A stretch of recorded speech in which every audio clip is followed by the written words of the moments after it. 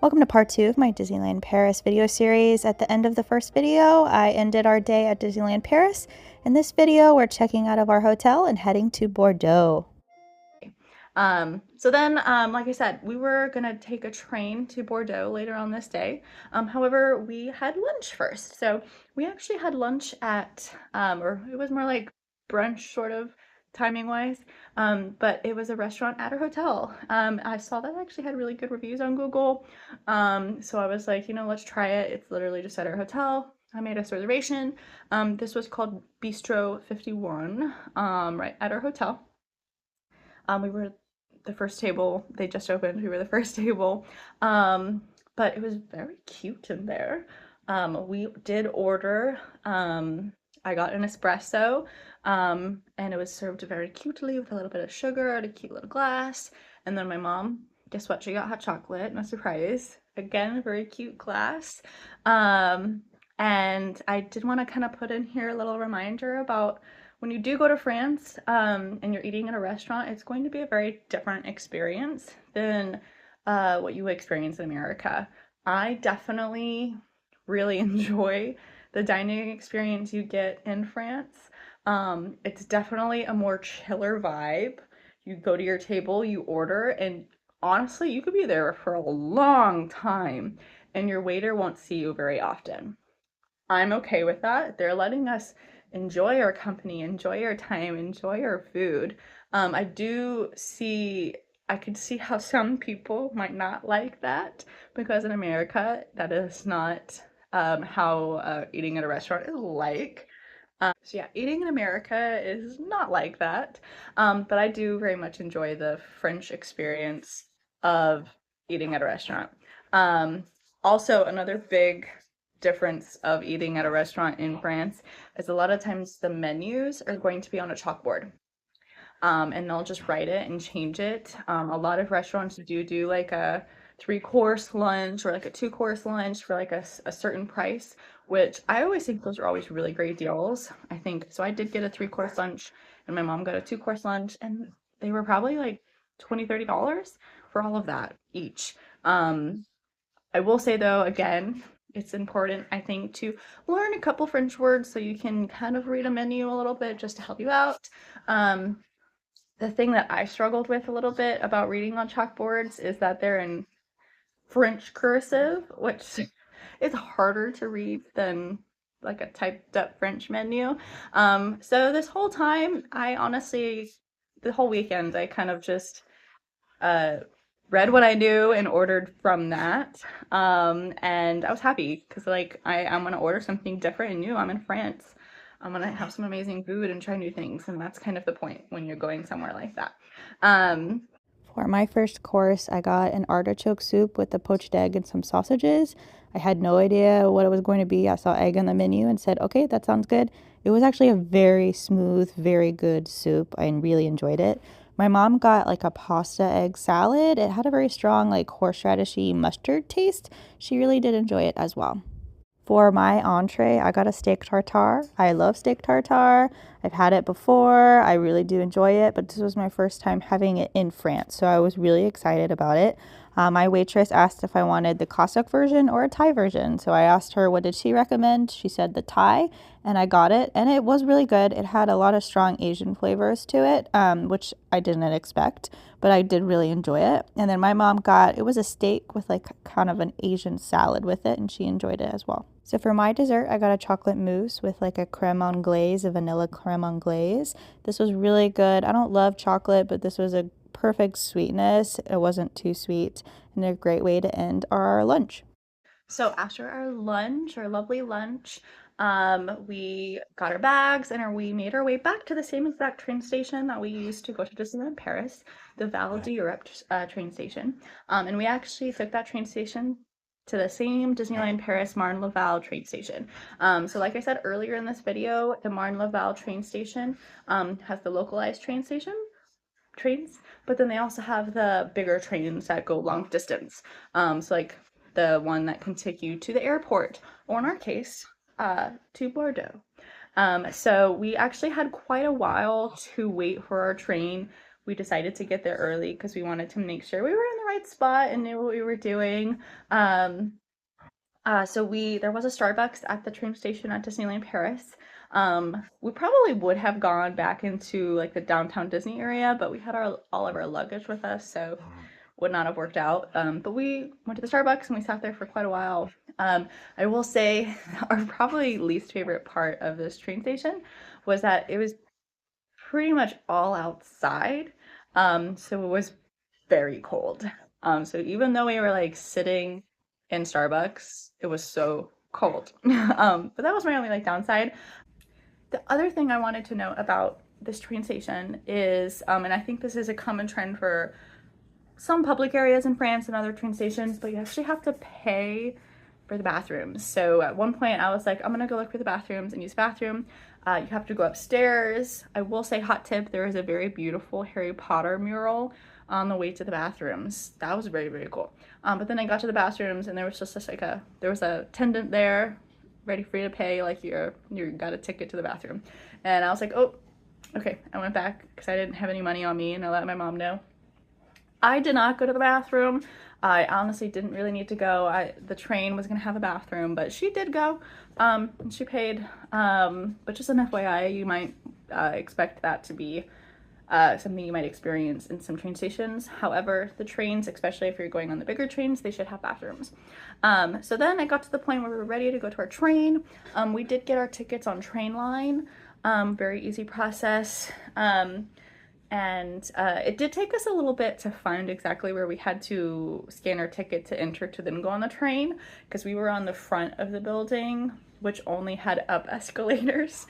So we were like, okay, where do we go? And eventually I found the escalators that go down to the train, which then there's people to scan your ticket. They were all very, very nice. We went down, waited for our train. Our train came up. I will say I was nervous because I wanted to make sure we got on the right train. So I did ask a train employee at one point, and be like, hey, is this the right train to Bordeaux? And they were like, it is. So I felt better. But this train experience was great. We had assigned seats, and it was such a great experience. So yeah, this train experience to Bordeaux, it was about a 4-hour train ride and it was a great experience. So this train did have a little restaurant, kind of cafe on it. My mom did get some snacks at one point, and it did have a bathroom, and we had our assigned seats, which was great. It had about 4 stops on our whole way to get to Bordeaux. I did not take any videos of this experience. That's one thing I do regret, but I will say it was such a vibe. We were sitting on a train through the French countryside and I was reading a book. It was great. Yes, it was a long time to spend kind of most of our day. I wasn't mad at it. I finished my book and I was happy. It was great. And so then we landed in Bordeaux, or we arrived in Bordeaux. It was quite late. It was about 8, maybe even 9 o'clock at this point. I will say the Bordeaux train station was beautiful. It was very beautiful. I did also want to add what was something I noticed about the train station, or the trains that we were on. So we had our assigned seats in a train car and it was very quiet. So like if I was talking to my mom, I felt like we would be loud. So I was like, let's try not to talk. And I noticed there was actually some signage that made it seem like this was a quiet car. And I did notice there were several people would get up and go into the entryway, which was closed by a door, if they needed to talk on the phone. So I thought that was very polite. If you needed to have a louder conversation or talk on the phone, you would go in that little front room instead of bothering everybody in the train car. So I thought that was very interesting. But yeah, so Bordeaux, the train station was beautiful. It almost gave me like Grand Central Station from New York vibes. It was very beautiful. But again, it was very late at night. We were getting on Uber to our hotel in Bordeaux. Didn't have that much time to just kind of stroll around at that point. But at this point, we also stayed at the Moxie in Bordeaux as well. Again, same kind of vibe as the other one we stayed at. The room was a little different, but very great experience there as well. We checked in, and at this point, we were going to meet up with my dad finally, and we made a reservation at the Gina Bordeaux restaurant, which was at a hotel right next to our hotel. It had rooftop views, it had very good reviews, and it was an Italian restaurant. And this was a very good restaurant. Glad I made a reservation. It was very, very busy. Very busy. We were definitely one of the last tables of the night, which was fine. But they did say like you had to order like all of your food. All of the food would probably come out at the same time, like it's not gonna be staggered. But we just ordered entree, so it was fine. But we all got a bottle of wine to share because one, I'm not a wine person. It's not my favorite thing. But when in Bordeaux, you gotta drink some wine. So we all shared a bottle of wine, um, and we had our dinner. So I was torn between the truffle pizza and the truffle pasta. The waiter suggested the pizza because it's made on a focaccia dough, so it was a little more unique, and it came with burrata on top. This was really good. It was very filling. My dad got a squid dish. My mom got a pasta dish with pancetta, but the star of the meal was this polenta. It was sage polenta. Oh my God. It was one of the best things I've ever ate. I would just go there just for that again, 100%. It was all very, very good. So it was the next morning, a brief little overview of our day, which I'll add in my clips of our day. But so we spent the day in Bordeaux. So we left our hotel. We kind of went past the Site du Vin museum. It's a wine museum. We really wanted to go to that museum, but the tickets were sold out. So I did find another wine museum that we went on a wine tour for. So we were on our way to that wine museum, but we found this beautiful walkway by the water to walk, filled with a bunch of different restaurants, cafes. There was a restaurant where we got a cannelé, which is a Bordeaux delicacy. Cannelé.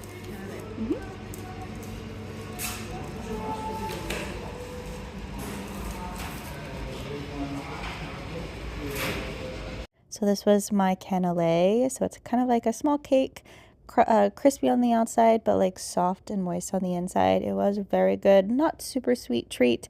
We had this one, but then there was another one we had later on in the day. I did prefer the other one better, but this was a great little snack. And then there was also like a Starbucks and a McDonald's there, and as well as other cafes and restaurants. There was also a Lindt chocolate restaurant or cafe where, guess what? Mom got a hot chocolate. It was a very rich, legit chocolate, hot chocolate. So we were making our way to the Musée du Vin et du Négoce de Bordeaux. Apologize if I pronounced anything wrong. But this was a much smaller wine museum, and we did really enjoy it.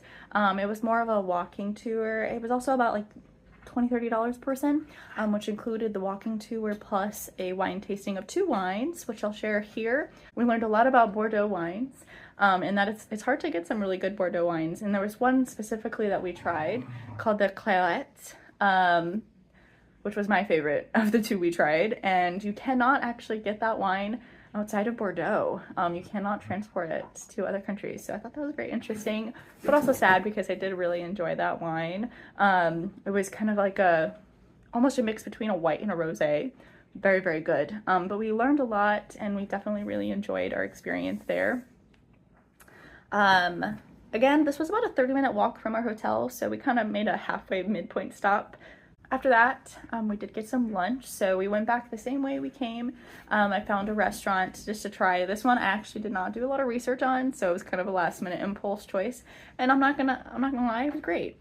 The employees there were very, very nice. They had like someone there visiting, promoting their wine, so my mom got a wine from them and got to learn a little bit about it. I saw a item on the menu. It was a beverage called Madeline, spelled the same exact way as my name, and I had to get it. I wasn't intending on getting a drink, but I saw it and I was like, I gotta get it. Je m'appelle Madeline. I have to get that drink. And my waiter was very funny and was like, here's the Madeline for Madeline. It was great. But it was a cocktail of, I think it had rum and like amaretto and tropical. It was like a tropical drink, honestly. It was pretty good. Not mad at it. But yeah, so at this restaurant, I did only take a quick picture of what we had, or at least what I had.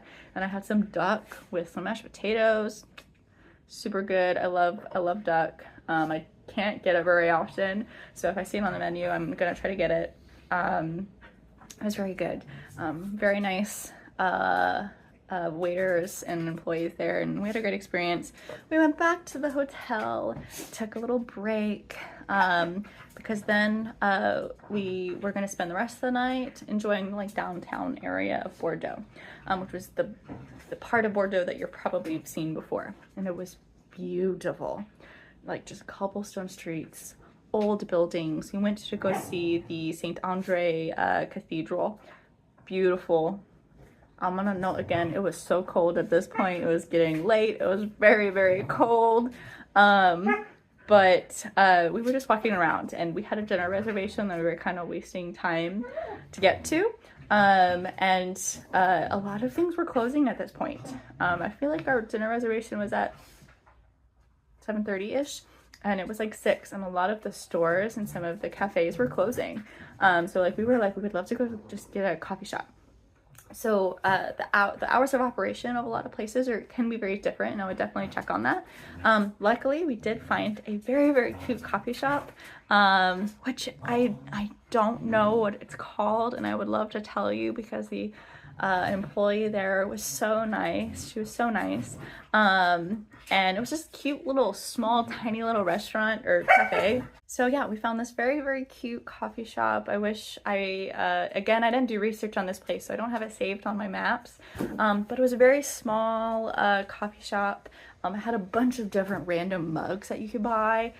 They're very thin little table that you could just sit next to in your like a bar kind of. But we got to waste some time there, which was really great. The employee was very, very nice.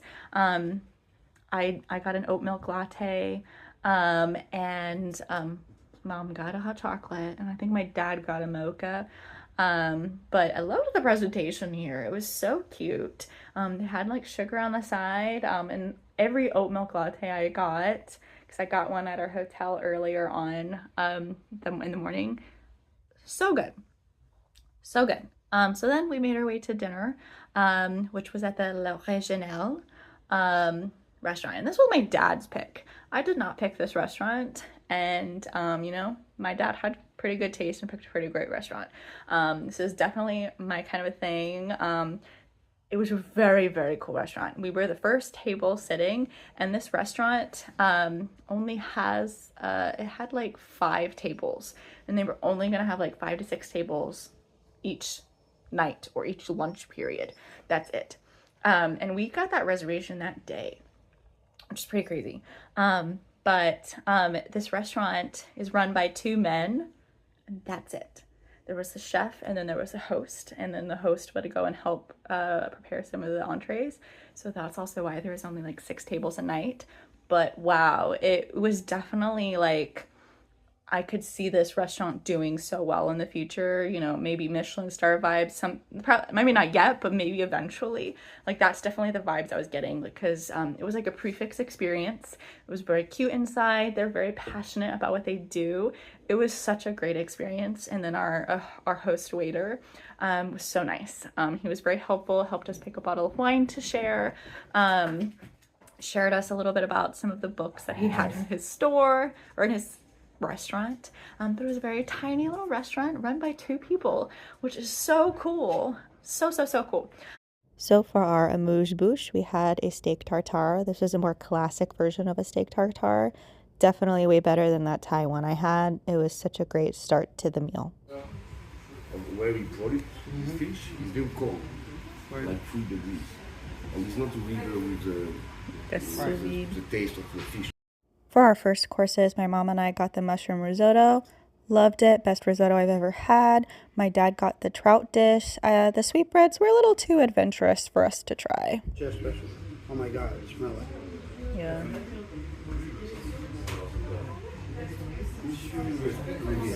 For the entrees at this restaurant, they use whatever is fresh and caught recently to create their entrees. I believe I had pork. I will say with my dish, best cauliflower I've had in my entire life. But there was 2 different sides of the pork that made it so good. There was a crispy part and then the tenderloin. I believe my parents had the specialty, which I think was wild boar. And their first statement was, "Oh my God, do you smell it?" It was amazing. Ooh, mine smells like key lime.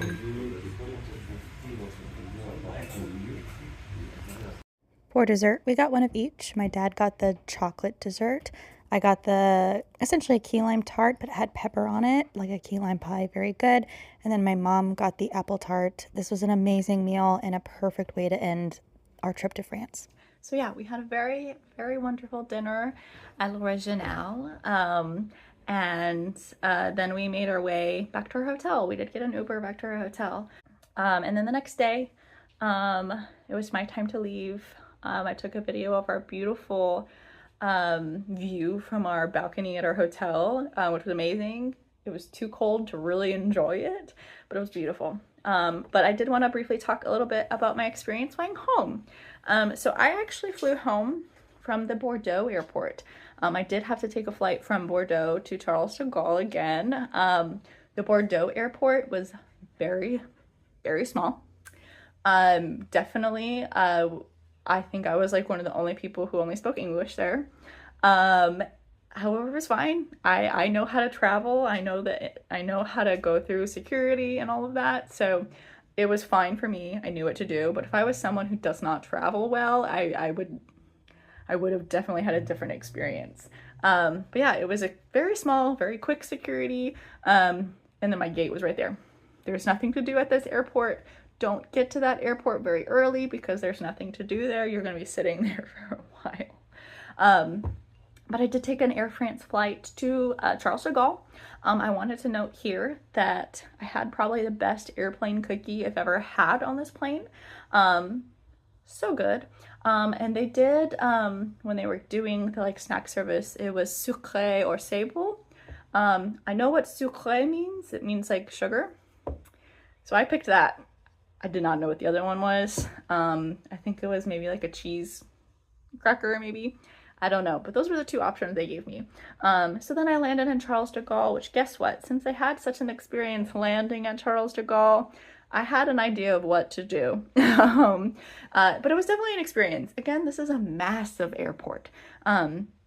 So once I got off the airplane, I then did have to follow all the letters to my next gate, which I had less than 2 hours, I think, of a layover. But I just had to follow the letters to my gate. I did, at some point, I did have to go through passport control, even though I flew in from Bordeaux. Check my passport, no line, quick.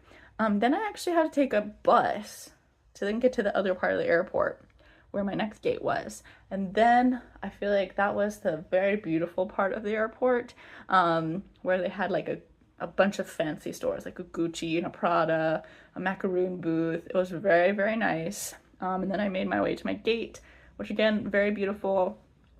At this point of the day, I did not really eat anything outside of that cookie on the plane. So I was like, I need to eat something before I get on this plane. And I did get a jambon beurre, which is like a ham and butter, and this one had cheese sandwich. It was fine, but you know, I wasn't mad at it. That's what I needed at that time. So then, yeah, I was getting ready on my flight to go home. The food was definitely better on this flight. It was like a leek pasta instead, and then it came with a tiramisu. That was quite good. Biggest tip when you're flying back to America, try not to sleep. I didn't, and guess what? I had no jet lag, which I was very proud of myself. So I didn't sleep at all on that flight. I tried to watch a lot of movies. I finished my book, and it was great. So I hope you enjoyed this video of my trip to Disneyland Paris and Bordeaux. I'm sure I have so much more I could talk about this. So if you have any questions, please comment below and let me know if you're going to Disneyland Paris or Bordeaux and have some questions, or if you've already been and something that you really enjoyed. So I hope you enjoyed this video, and subscribe if you're not, and stay tuned for so much more fun.